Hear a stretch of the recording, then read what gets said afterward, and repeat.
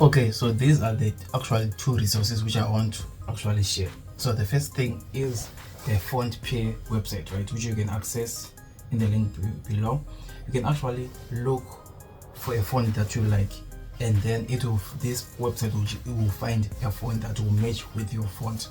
Then the thing is, you just have to click on the font, right? It's gonna redirect you to a certain page where you have to click on this icon, which is what download. And now the second resource will be actually what Google Fonts, where you're actually going to download the font.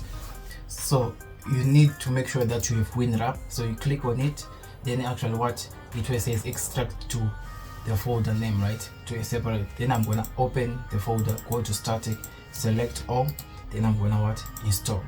After installing it, the computer will automatically synchronize across all the application, and we are going to soon as it finishes, we're going to go to my design.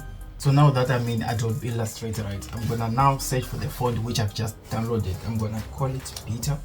Search here on the search bar. Okay, I wrote a wrong spelling here. Beta, as you can see, these are the fonts which have been actually installed.